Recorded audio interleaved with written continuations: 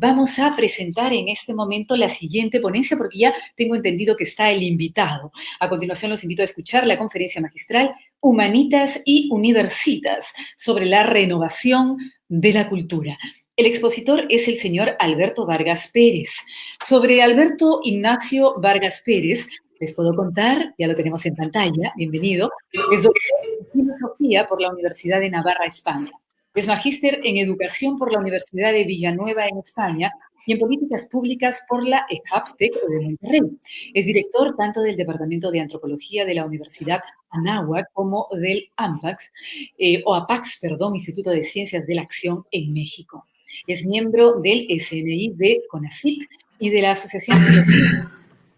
Ha sido investigador visitante en la Universidad de Notre Dame en los Estados Unidos y vicepresidente del Leonardo Polo Instituto de Filosofía en Estados Unidos también, profesor invitado en varias universidades como la Universidad Santo Toribio de Mogrovejo, aquí en Perú, Leiden-Hoven en Holanda, Universidad de los Ministerios Ecuador, Universidad de La Sabana en Colombia, la Universidad de Piura en el Perú y la Universidad de Kenia. El tema central de su investigación es la esperanza y la crisis antropológica de Occidente. Las áreas de investigación que trabaja son antropología filosófica, filosofía de la familia, filosofía política, teoría del conocimiento y estudios interdisciplinares. Es autor de los libros Filosofía del miedo, un estudio antropológico de la modernidad, y Ser y Don, una teoría antropológica del juego. Bueno, bienvenido, señor Vargas, después de la gran presentación. No se va a poder quejar. Carla, muchas gracias por la presentación. Agradezco también mucho a la Municipalidad de Lima por la organización y la invitación a este congreso. Quisiera antes de empezar decir que pues es muy llamativo que un gobierno municipal organice un evento como este y dado que el humanismo, las humanidades y la ciudadanía o la ciudad están muy vinculados, pues me parece que es una labor muy acertada. Me apena tener que empezar por adelantado, dada la pérdida de conexión del profesor Hugo Neira, y bueno, espero que se pueda recuperar en algún momento. Estaba haciendo una charla muy interesante. Bien, dicho esto y agradeciendo la invitación, voy a intentar exponer brevemente algunas ideas en torno a la productividad cultural y a su renovación. Creo que lo primero que habría que decir es qué es cultura, a qué nos referimos con cultura. Y a mí me gusta describirla como la interconexión del plexo medial en orden a la convivencia. Empezando por el propio cuerpo como plexo, es decir, el modo en que todas las cosas están conectadas y remiten unas a otras entre sí. O también otro modo en el que se podría describir es como lo hacen los clásicos latinos: continuatio ficta natura. La continuación de la naturaleza humana en orden a resolver problemas disponiendo de la realidad extramental o disponiendo del universo. Gracias precisamente a la actividad cultural, el hombre es capaz de transformar el universo en mundo. La selva, transformarla en ciudad. El hombre habita en la cultura y la cultura es el primer ámbito de la creatividad humana, que no es el único ni el superior. El hombre habita en la cultura y la cultura es precisamente ese primer ámbito de creatividad. ¿Qué significa esto? Que el hombre es el que establece las interconexiones en la realidad a través de su forma de vida, a través de su vida. Va reorganizando continuamente toda la realidad que se le presenta. Y eso termina siendo esa interconexión la cultura. Las sociedades con mayor productividad cultural en general han sido las que han concentrado sus mejores energías en aquello que es universal en el hombre y que de ordinario se conoce como humanismo. El profesor Hugo Neira estaba precisamente hablando de nos estaba explicando cómo él es un inculturado. Pues eso es posible porque hay un carácter universal del hombre. Y este carácter universal se le conoce como humanismo. En la medida en que el hombre se concentra sus mejores energías, sus mejores esfuerzos en aquello que es universal del hombre, en esa medida hay productividad cultural. Y la cultura, en esa medida, es positiva y, y permite un mejor despliegue del hombre, es el modo en el que el hombre consigue habitar el mundo, hace del mundo un sitio habitable. Esto se le conoce como humanismo. Así es, o sea, el humanismo va de la mano de la productividad cultural. Es una dualidad. Humanismo y productividad cultural van de la mano. Es el hombre el gestor y el actor y el productor de la cultura. Podemos pensar, por ejemplo, en la Grecia del siglo IV, del siglo III antes de Cristo, o de la Roma del siglo II después de Cristo, o España e Hispanoamérica del siglo XVI, XVII, Florencia del siglo XV. Momentos culturales de especial brillo, momentos estelares de la cultura. ¿Por qué? Porque el hombre ha conseguido, la sociedad ha conseguido concentrarse en lo que es fundamental, en lo que permanece a todas las culturas y en definitiva lo que permanece. ¿En qué consiste pues el humanismo? Consiste básicamente en el crecimiento interior del hombre, en ese mirar para adentro, esa capacidad que tiene el hombre no solo de mirar hacia afuera y de desplegar toda su actividad hacia afuera, sino en esa capacidad de mirar hacia adentro y desplegar toda su capacidad, toda su actividad también hacia adentro. Es la contemplación o la teoría. Esa capacidad que tiene el hombre de tener un mundo interior. El humanismo es el liderazgo del alma sobre el resto de la realidad. Es el desarrollo de la inteligencia y de la voluntad, del pensamiento común, del conocimiento sistémico o si se prefiere pedagógico, orgánico, integral. Es la ética como forma de vida. El hombre cosmopolita o universal. Cosmopolita o universal. Por eso se dice que Sócrates es el padre del humanismo y el prototipo del hombre universal. Sin embargo, hoy nos encontramos en una crisis cultural que es también una crisis del humanismo.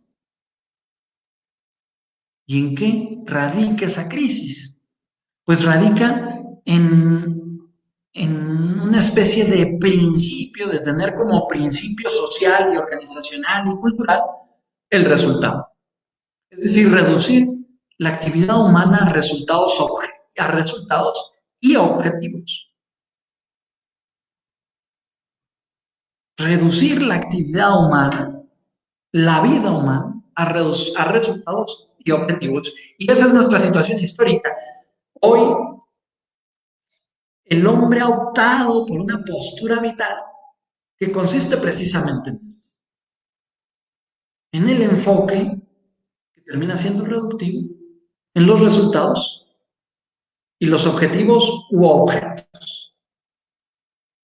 Es decir, esa postura de ponerle un fin, un término a la actividad humana, decir, lo que busco es esto y nada más, este resultado. ¿Qué significa una crisis cultural?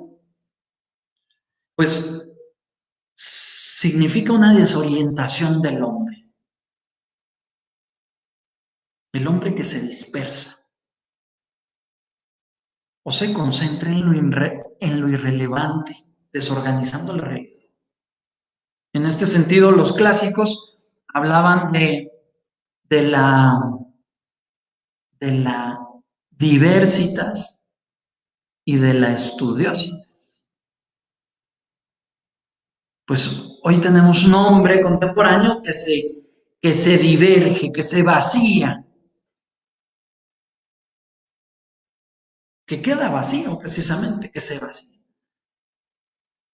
Pero no es la única virtualidad o potencialidad del hombre. El hombre es capaz de estudiar, es decir, de concentrar su atención y pensar.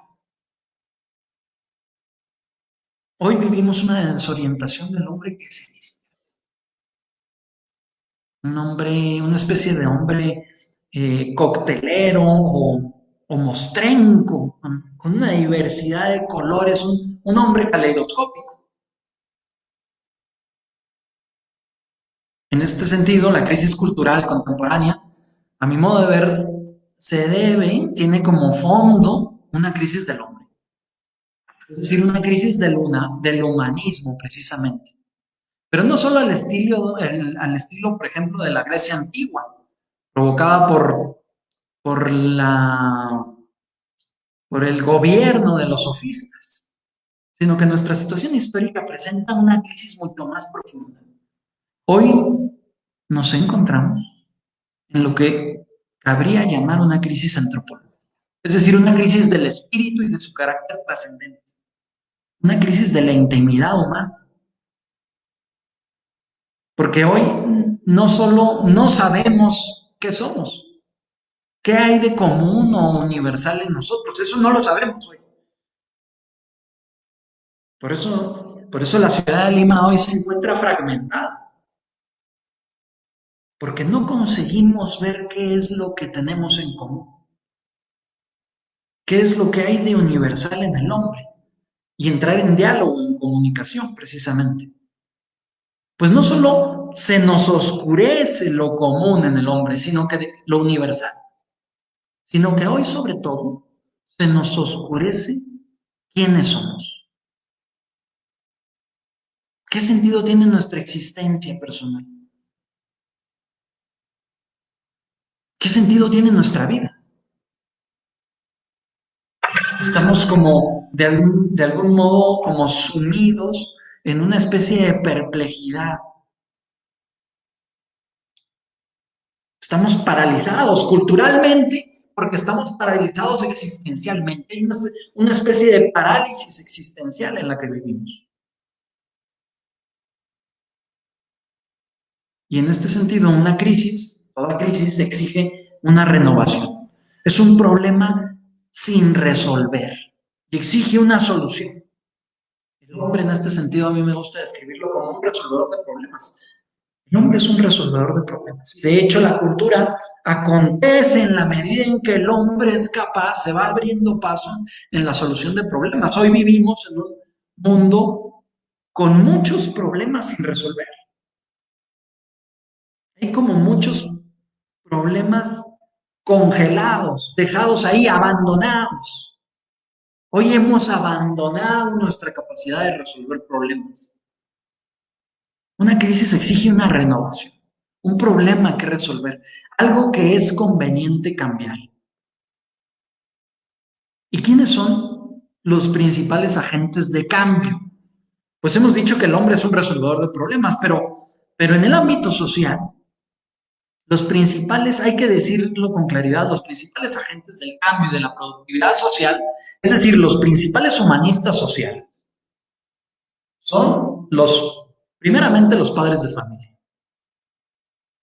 En segundo plano, los profesores, y especialmente los profesores universitarios, porque de algún modo tensan todo el esfuerzo educativo, desde los más pequeños hasta la cumbre del saber. Ellos van como marcando la tensión, van tirando todo el esfuerzo educativo hacia arriba.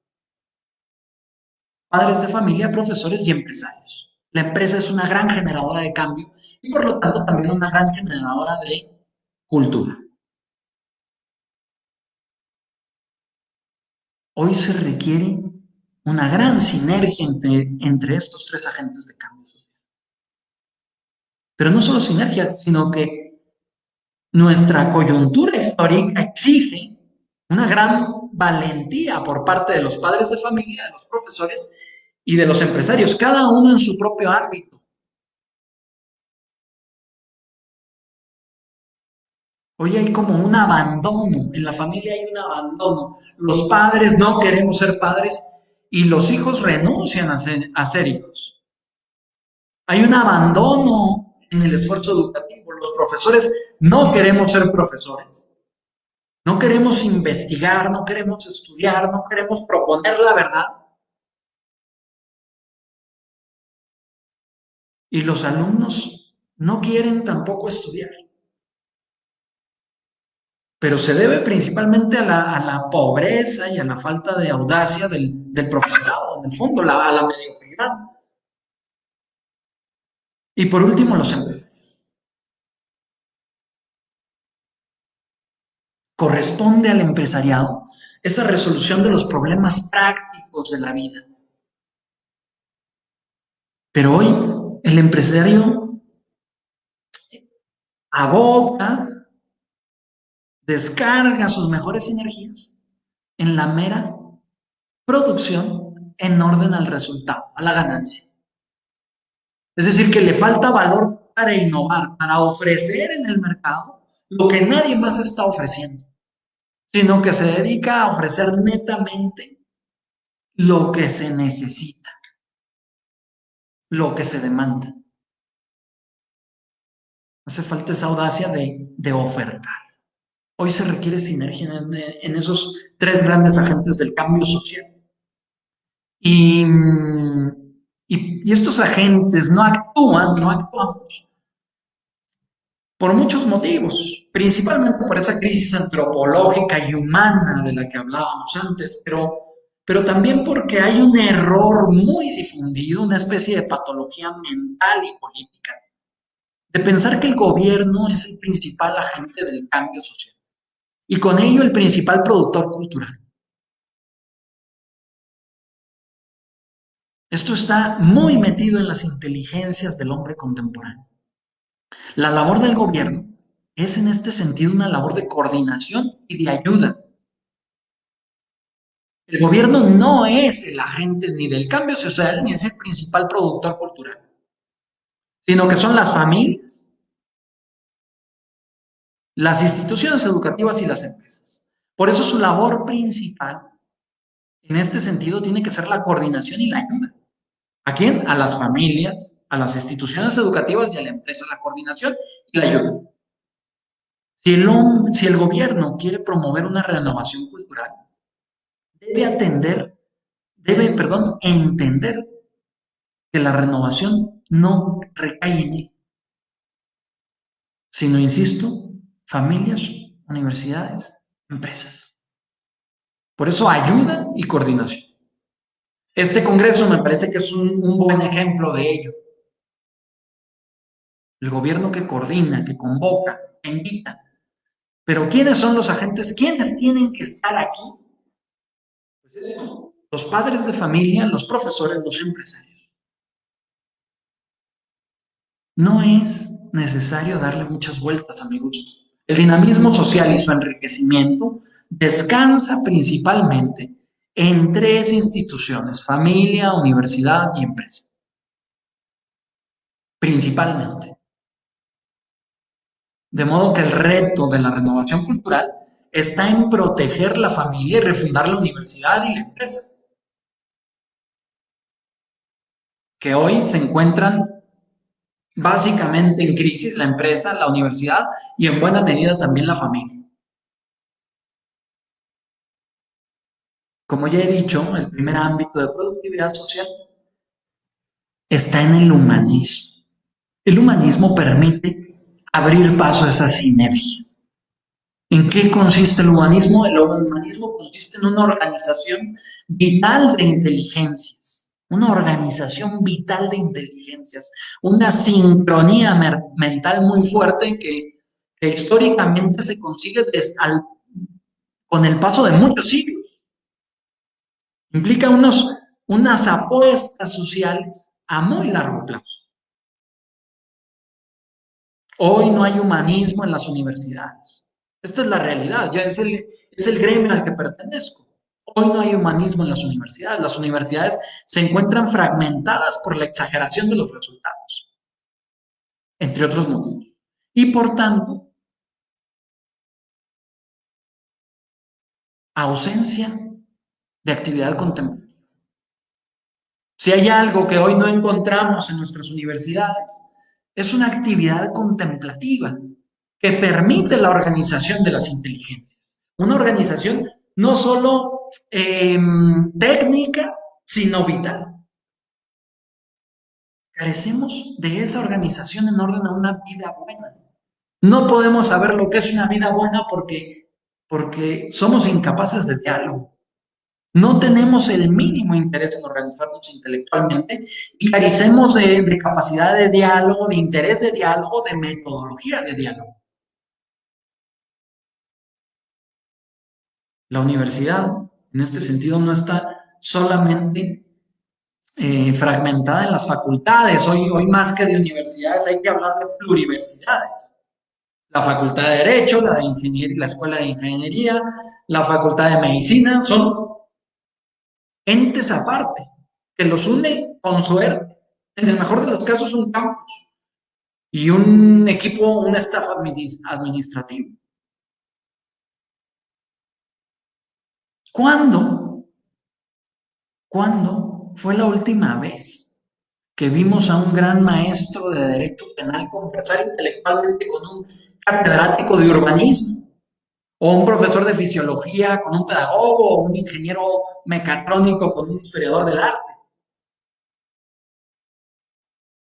Nos encontramos en una situación complicada de alta fragmentación. No tenemos temas en común, no sabemos detectar esos temas en común, salvo fútbol y política, básicamente.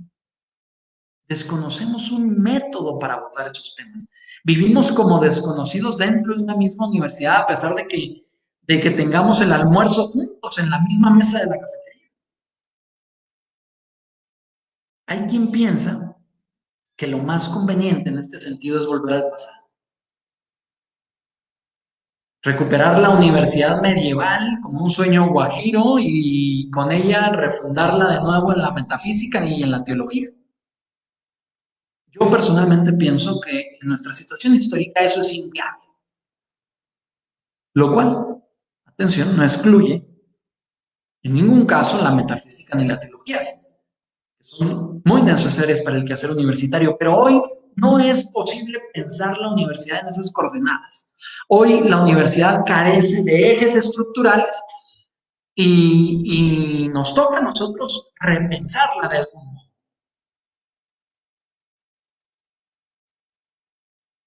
Lo que a mí me parece conveniente en orden a recuperar el humanismo y reorganizar el conocimiento y la productividad social es refundar la universidad en 3 pilares.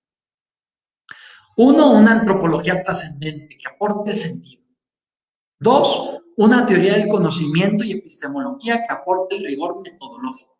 Y 3, una teoría de la acción y de las instituciones que aporte la dimensión ética y práctica de lo social.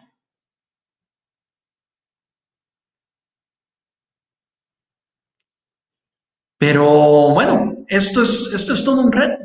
Me parece que el camino, precisamente para aportar ese humanismo del cual, el cual echamos tanto en falta, está refundando, en el caso de la gente que se dedica al mundo intelectual, refundando la universidad, repensando la familia, repensando la universidad y repensando la empresa. Quisiera decir por último que las virtualidades humanas de productividad social y cultural no se reducen a artefactos propios como había dicho antes, del plexo medial, ni siquiera de la vitalidad del humanismo, sino que el hombre es un ser radicalmente espiritual y capaz de sentido trascendente.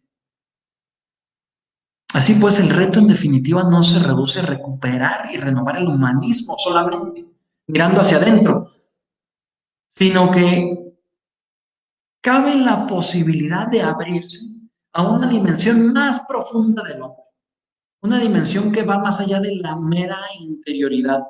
El hombre es un ser íntimo. Que el hombre es un ser íntimo significa que el hombre es persona. Creo que el principal reto de renovación de la cultura está precisamente en esto, en redescubrir nuestro carácter personal. ¿Qué significa ser persona? Pues en definitiva significa ser abierto por dentro a la trascendencia. Es decir, una especie de compañía trascendental de la propia existencia. Como indica San Agustín, hay alguien en mí más íntimo a mí que mí mismo. Desde el descubrimiento de que somos personas, se abre el horizonte de la esperanza y, a mi modo de ver, de la renovación. Pues creo que con eso termino mi participación. Muchas gracias. Muchísimas gracias, señor Vargas. Muchísimas gracias, realmente me quedo con esta idea que usted ha planteado hoy, el humanismo es el liderazgo del alma a través de actividades contemplativas. Me encanta la meditación, que en particular practico, creo que es una de ellas. La universidad pareciera que hoy está un poquito desalmada, ¿no? Usted plantea la pregunta, ¿qué es lo común que tenemos ahora? Posiblemente lo único común que tenemos los seres humanos es saber que un día nos vamos a morir. Y con esa premisa y ante esta crisis, quizá estamos ante el umbral de un nuevo nacimiento. ¿Por qué no?